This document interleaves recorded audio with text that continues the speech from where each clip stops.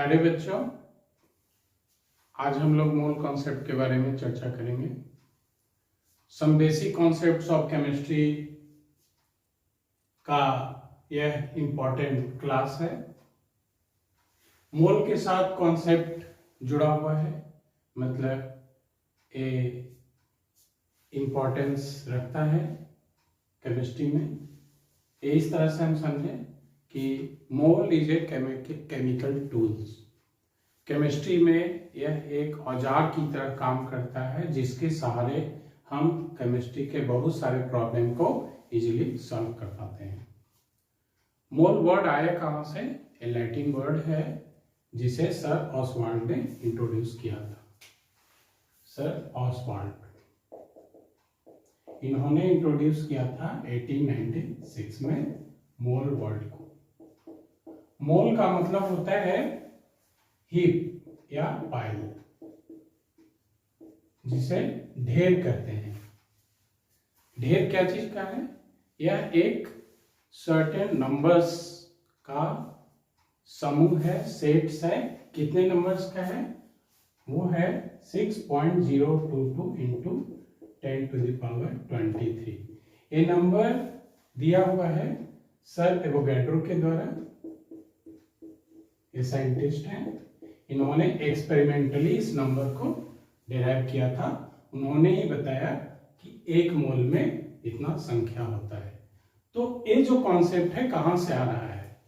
जैसे देखिए, हम किसी भी वस्तु को गिनती करने के लिए एक मानक सिस्टम का चुनाव करते हैं। जैसे मान लीजिए कि बाजार से हम केला खरीदते हैं तो 1 दर्जन केला खरीदते हैं, या अगर बुक्स ज़्यादा अमाउंट में खरीदना है तो 1 ग्रॉस बुक्स खरीदते हैं जिसमें 144 यूनिट्स होते हैं। ठीक उसी तरह से केमिस्ट ने एक सर्टेन यूनिट का चुनाव की आवश्यकता महसूस किया कि हमारे पास भारी मात्रा में इलेक्ट्रॉन्स हैं, प्रोटॉन्स हैं, एटम्स हैं, मॉलिक्यूल्स हैं, आयंस हैं, तो उनकी गिनती करने के लिए एक यूनिट का सिलेक्शन आवश्यक था। उसके लिए एक मोल का कॉन्सेप्ट आता है। तो एक मोल में इतना पार्टिकल्स है। अब देखिए, मोल 2 तरह से रिप्रेजेंट करते हैं। एक तो हो गया नंबर के रूप में, और दूसरा इसे मास के रूप में भी रिप्रेजेंट करते हैं। So mole is represented by 2 methods. Number तो समझ गए, कितना नंबर होगा तो 1 मोल के बराबर होगा। मान लीजिए कि अगर हम लिखते हैं 1 मोल ऑफ हाइड्रोजन एटम्स, तो ये हो जाएगा 6.022 into 10 to the power 23 hydrogen atoms. जैसे 1 दर्जन केला का मतलब है 12 केले। ठीक उसी तरह से 1 मोल ऑफ हाइड्रोजन एटम्स बराबर इतना number of hydrogen atoms.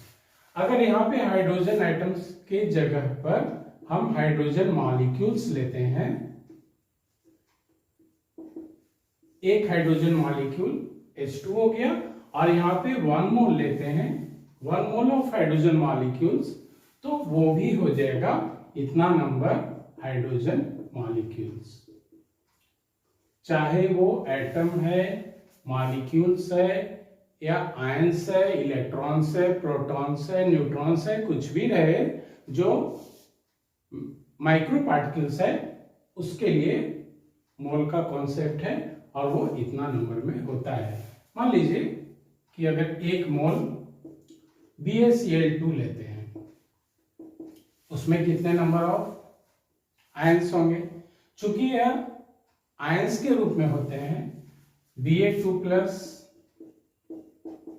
And 2Cl-, तो 1 मोल BaCl2 में 1 मोल Ba2+ आयन होगा और 2 मोल क्लोराइड आयन होगा। 2 मोल क्लोराइड आयन होगा।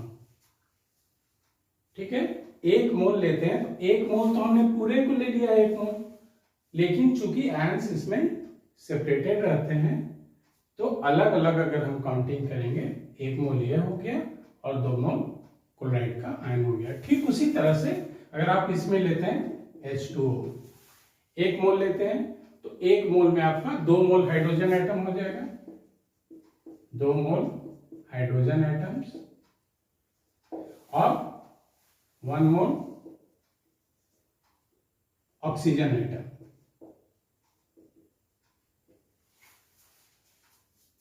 1 मोल में इतना नंबर ऑफ एटम्स तो 2 मोल में 2 से गुना कर देंगे, उसी तरह से number of hydrogen oxygen atom इसमें है। तो ये है मोल का कॉन्सेप्ट। अब इसे हम वेट के रूप में भी दिखा सकते हैं, मोल को रिप्रेजेंट कर सकते हैं। वो कैसे? जैसे मान लीजिए कि एटॉमिक मास है किसी भी एटम का, तो एटॉमिक मास को अगर हम ग्राम में लिखते हैं तो उसे कहा जाता है ग्राम एटॉमिक मास, जिसे आप पहले के वीडियो क्लास में भी देखे होंगे कैसे gram atomic mass, gram molecular mass represent करते हैं। तो मान लीजिए हम सपोज दैट एटॉमिक मास लेते हैं ऑफ एल्युमिनियम। एल्युमिनियम का हो गया एटॉमिक मास 27। तो 27 क्या लिखते हैं? AMU, atomic mass unit. एक एटम का मास ऑफ एल्युमिनियम 27 AMU, मतलब अगर लिखते हैं मास ऑफ 1 एटम ऑफ एल्युमिनियम तो इसे हम क्या लिखेंगे? 27 इंटू 1 AMU बराबर होता है 1.66 into 10 to the power minus 24 gram. तो mass of 1 atom of aluminium is this. तो एवोगैड्रो नंबर के बराबर अगर एटम लेंगे तो क्या हो जाएगा? Mass of 6.022 into 10 to the power 23 atoms of aluminium। तो इतना नंबर से मल्टीप्लाइड हो जाएगा 27 into 1.66 into 10 power minus 24 into 6.022 into 10 power 23, इतना ग्राम हो जाएगा। और ये जो है आएगा इक्वल टू 27 ग्राम। इसका मतलब है कि अगर 1 मोल एल्युमिनियम या कोई भी एलिमेंट का एटम्स लेते हैं तो उसका वजन उसके एटॉमिक मास इन ग्राम के बराबर होगा। मतलब 1 मोल को हम लिख सकते हैं एटॉमिक मास इन ग्राम या gram atomic mass, gram atomic mass, जिसे हम ग्राम एटम भी कहते हैं, ग्राम एटम। ये 1 मोल के बराबर होता है। 1 mole is equal to 1 gram atom. तो ए हो गया 1 mole, 27 gram is equal to 1 mole, या 1 ग्राम एटम भी इसे कह सकते हैं।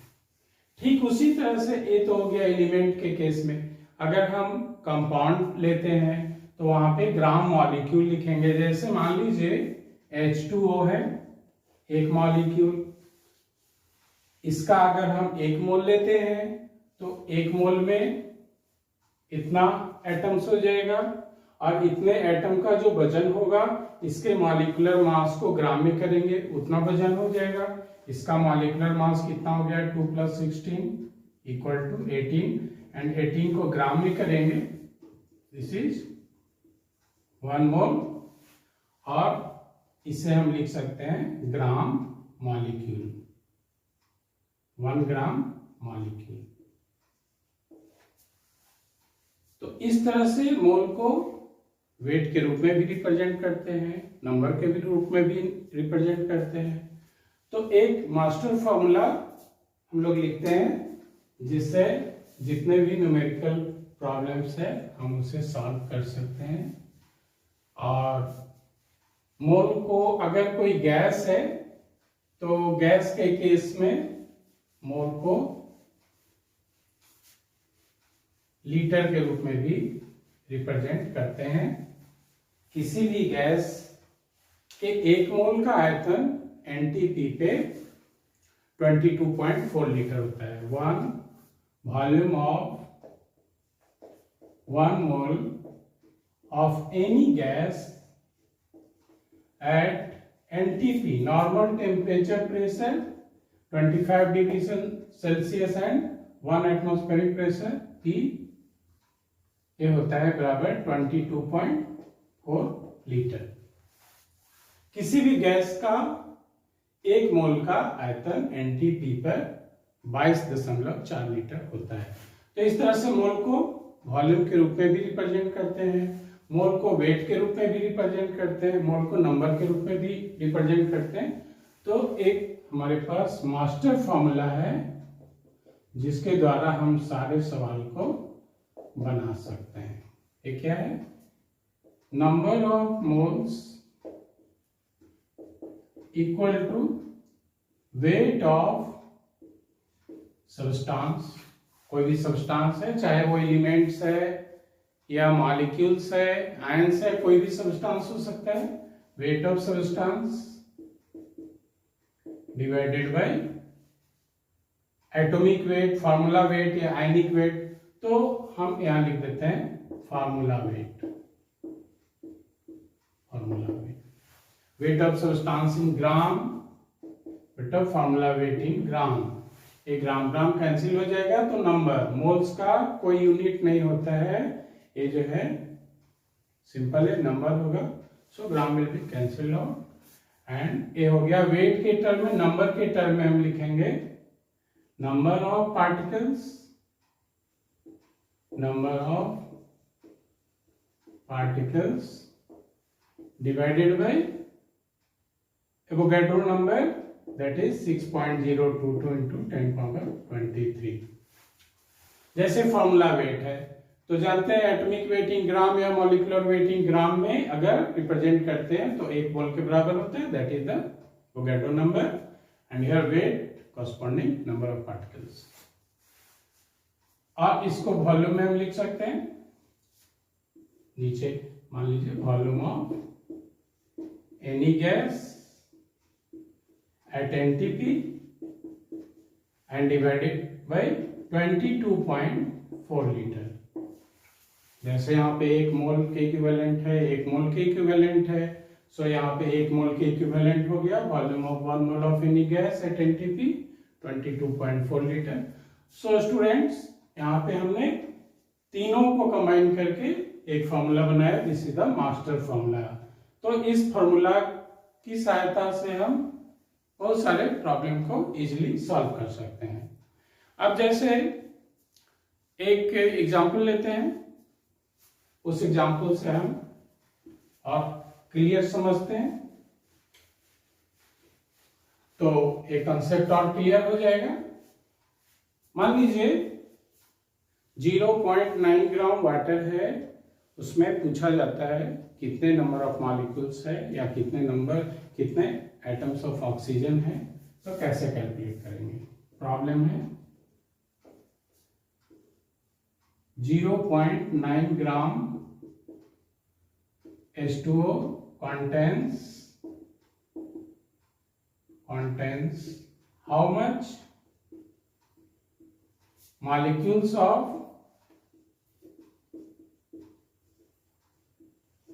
water and atoms of oxygen. ये दो चीज पूछा गया है और हमारे पास है 0.9 ग्राम वाटर। इसमें कितने number of molecules of water हैं, सबसे पहले उसको देखते हैं। अब देखिए H2O है, यहाँ पे H2O एक मॉलिक्यूल है। H2O का मॉलिक्यूलर मास लिखते हैं 2 + 16 18। इसको ग्राम में कर देते हैं, 18 ग्राम हो गया। 1 मोल के बराबर हो गया। चूंकि मॉलिक्यूलर मास को ग्राम में जैसे ही करेंगे वो 1 मोल के बराबर हो जाएगा, ग्राम हटा देंगे 1 मॉलिक्यूल हो जाएगा, ग्राम लगा देंगे तो वो गेड्रो नंबर के बराबर है मॉलिक्यूल हो जाएगा। तो 18 ग्राम में 6.022 into 10 power 23, 18 gram H2O contains 6.022 into 10 to the power 23 molecules of water।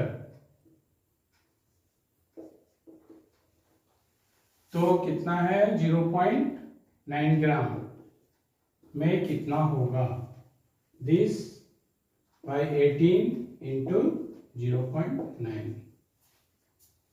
Point हटा दीजिए, ये 22 हो गया, 2 3.011 इक्वल टू हो गया 3.011 into 10 to the power 22 molecules. इतना मॉलिक्यूल्स वाटर के हो गए, 0.9 ग्राम वाटर में इतना मॉलिक्यूल्स वाटर के। अब करता है कितने ऑक्सीजन के एटम होंगे।